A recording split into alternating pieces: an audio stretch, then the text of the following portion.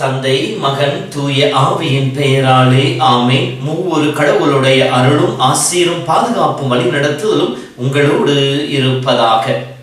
பொதுக்காலம் 21வது வாரம் வெள்ளிக்கிழமை. இயேசுவில் என் அன்பார்ந்த சகோதர சகோதரிகளே, இயேசுவின் திறந்த இதய அன்பினால் முழுமையாக இறைவனுக்கு சொந்தமாக மாறிட இறைவன் கொடுக்கப்பட்ட ஆசீர்வாதம் மிகுந்த நாளிலே அவருடைய இதயத்தின் அருகிலே வாழ்கின்ற மக்களாக இருக்க அருள் வேண்டுவோம். இயேசு இதயத்திற்கு விருப்பமானதை செய்து நம்முடைய அன்பை ஆண்டவருக்கு வெளிப்படுத்தின மக்களாக இருப்போம். சிறப்பாக இன்றைய நாளிலே நம் வாழ்விலே சிறு சிறு ஒருத்தர்கள் வழியாக இயேசுவின் தெய்வீக திரு இதயத்திற்கு எதிராக செய்யப்படுகிற நிந்தை அவமானங்களுக்காக நம்முடைய பரிகாரத்தை அன்பாக வெளிப்படுத்துவோம். இறைவன் தாமே தன் இதயத்தில் சொல்லும் ரத்தத்தினாலும் தண்ணினாலும் நம் ஒவ்வொருவரையும் தூய்மையாக்குவாராக, நம்மை புனிதப்படுத்தி ஆண்டவருக்கு ஏற்ற பிள்ளைகளாய் நம்மை மாற்றுவாராக. அன்பார்ந்தவர்களே, நம்முடைய குடும்பத்தில் பெரியவர்கள் இந்த ஜெபத்தை சொல்லிக் கொடுத்திருப்பார்கள். எத்தனை பேருக்கு இந்த ஜெபம் தெரியும் என்று தெரியவில்லை.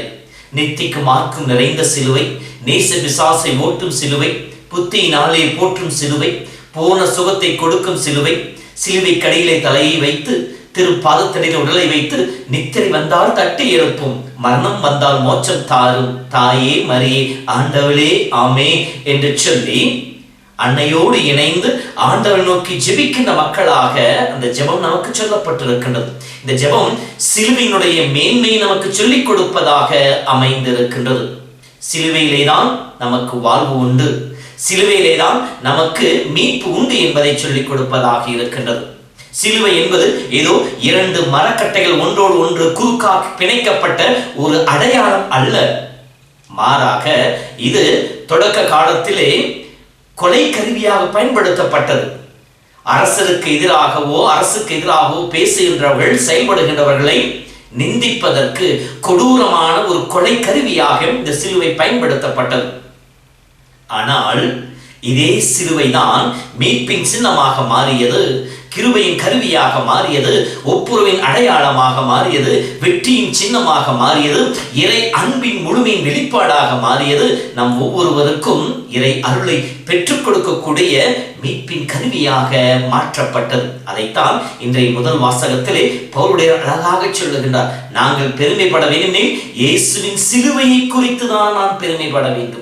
இந்த சிலுவையை பற்றி நற்செய்தியை தான் நான் உங்களுக்கு அறிவிக்க அழைக்கப்பட்டிருக்கின்றேன், திருமுழுக்கு கொடுக்க அல்ல என்று சொல்லுகின்றார். இந்த சிலுவை வெவ்வேறு மனிதர்களுக்கு வெவ்வேறு அடையாளங்களை கொடுக்கலாம். இந்த சிலுவை யூதர்களுக்கு தடைக்கல்லாக இருக்கலாம், பிறையினத்தாருக்கு மடமையாக இருக்கலாம். ஆனால் கிறிஸ்துவின் மீது நம்பிக்கை கொண்டிருக்கின்ற அவரால் அழைக்கப்பட்ட ஒவ்வொருவருக்கும் அதுவே ஞானமும் வல்லமையுமாக இருக்கின்றது என்று சொல்லுகின்றார். இந்த சிலுவையை பற்றி பவுலுடைய தன் திருமுகத்திலே அடிக்கடி பேசுவதாக இருக்கின்றது. இந்த சிலுவையை பற்றியும் அதனுடைய பெருமையை பற்றியும் பவுலுடைய திருமுகத்திலே நிறைய பேசி இருப்பதை நம்மால் காண முடியும். எபேசியர் 2:16 பார்க்கின்ற பொழுது இந்த சிலுவையின் வழியாகத்தான் இரு இனத்தவரையும் ஓருடலாக்கி கடவுளோடு ஒப்புரவாக்க இவ்வாறு செய்தார் என்று சொல்லப்படுகின்றது. பிலிப்பியர் 2:8 படிக்கின்ற பொழுது இது கீழ்ப்படிதலின் அடையாளமாக இருக்கிறது. கடவுள் தன்மையில் விளங்கியவர் தம்மையை தாழ்த்தி சாவை ஏற்கும் அளவுக்கு, அதுவும் சிலுவை சாவை ஏற்கும் அளவிற்கு அவர் தம்மையை தாழ்த்தி கொண்டார் என்ற கீழ்ப்படிதலின் அடையாளமாக இந்த சிலுவை காட்டப்பட்டிருக்கின்றது. கொலோசியர் 1:20 படிக்கின்ற பொழுது மண்ணிலுள்ளவை விண்ணிலுள்ளவை அனைத்தையும் தம்மோடு ஒப்புரவாக்க விரும்பிய இறைவன் கிறிஸ்து வழியாக சிலுவை வழியாக நம்மை அவரோடு ஒப்புரவாக்கினார் என்று சொல்லி ஒப்புரவின் அடையாளமாக இந்த சிலுவை அமைந்திருக்கிறது. கொலோசியர் 2:14 நமக்கு எதிராக ஒப்பந்த விதிகள் பல கொண்ட பத்திரத்தை அவர் அழித்து விட்டார், அதை சிலுவையிலே வைத்து ஆணி அடித்து அறவே ஒழித்து விட்டார் என்று சொல்லப்படுகின்றது. ரோமர் 6:6 நாம் இனிமேல் பாவத்திற்கு அடிமைகளாயிராதபடி நம்முடைய பழைய மனித இயல்பை அவரோடு சிலுவையிலே அறையப்பட்டிருக்கின்றது.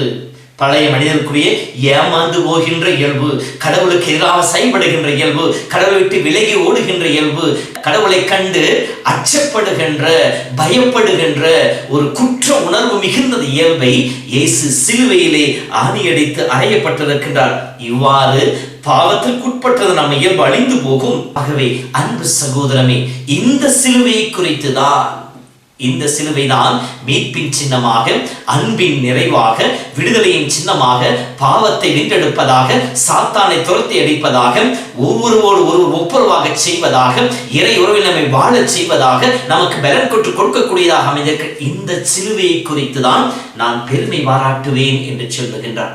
நம்முடைய வாழ்விலே இந்த சிலுவை வரைகின்ற பொழுதோ, இந்த சிலுவின் அடையாளத்தை நாம் அணிந்து கொள்கின்ற பொழுதோ நம்மிலே இத்தகைய ஒரு மனப்பாங்கு இருக்கின்றதா?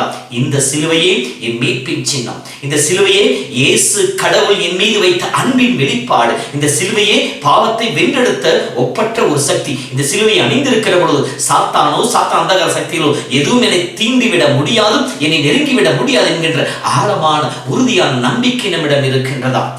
அல்லது நான் கிறிஸ்துவன் என்பதற்காக சிலுவை அணிந்திருக்கின்றேனா, அல்லது அழகு சாதனமாக அதை பயன்படுத்தி கொண்டிருக்கின்றேனா? சிந்தித்து பார்ப்போம். அன்பு சகோதரமே, இது வெவ்வேறு மனிதர்களுக்கு வெவ்வேறு அடையாளங்களை கொடுத்தாலும் இயேசுவால் அழைக்கப்பட்டு அவருடைய அன்பில் நிலைத்திருக்கிற நமக்கு அது மீட்பின் கருவியாக இருக்கின்றது. ஆகவே நம் வாழ்விலே எத்தகைய துன்பங்கள் வந்தாலும் சரி, சிலுவை அடையாளத்தை வரைந்து அந்த துன்பங்களை துரத்தி அடிப்போம். காலை எழுந்தவுடன் நாம் சிலுவை அடையாளத்தின் வழியாக அந்த நாளை துவங்குவோம். நாம் உறங்க செல்கின்ற பொழுது நம் உடல் மீதும் நாம் படுக்கின்ற அந்த படுக்கையின் எல்லா இடங்களும் சிலுவை அடையாளம் வரைந்து அந்த உறக்கத்தையும் அந்த இலைப்பாற்றியும் ஆண்டவர் கரங்களை ஒப்புக் கொடுப்போம். நம்முடைய ஆன்மாவை உடலையும் ஆண்டவர் பாதுகாத்துக் கொள்ள இறைவன் கரங்களை அர்ப்பணிப்போம். இப்படி நாம் எல்லா நிலைகளிலும் சிலுவை அடையாளத்தை வரைந்து அந்த சிலுவையின் அருகில் நடக்க முற்படுகின்ற பொழுது சிலுவை நம் வாழ்விற்கு வழியாக இருக்கும், சிலுவை நம்மை பாதுகாக்கிற சக்தியாக இருக்கும். தீயவனோ, தீவன் சக்திகளோ, தீவனுடைய அந்தகார சூழ்ச்சிகளோ எதுவும் நம்மை நெருங்கி வர முடியாது. ஏனெனில் ஆண்டவருடைய கருவியாக சிலுவை நமக்கு துணையாக இருக்கிறது. இத்தகைய நம்பிக்கையிலே நாம் சிலுவை அடையாளத்தை வரைவோம், சிலுவையை அணிந்து கொள்வோம். அணிந்திருப்பதோடு நம் உடலில் நம் உள்ளத்திலே நம்பிக்கையோடு வாழ்வோம். திருச்சிலுவையின் வழியாக நமக்கு மீட்பினை பெற்றுக் கொடுத்த கடவுள் நம் ஒவ்வொருவரையும் தொடர்ந்து வழிநடத்துவாராக. மீட்பின் மக்களாக இருக்க நமக்கு அருள் புரிவாராக. ஆண்டவர்களோடு இருப்பாராக. எல்லாம் வல்ல இறைவன், தந்தை, மகன், தூய ஆவியின் பெயராலே ஆமென்.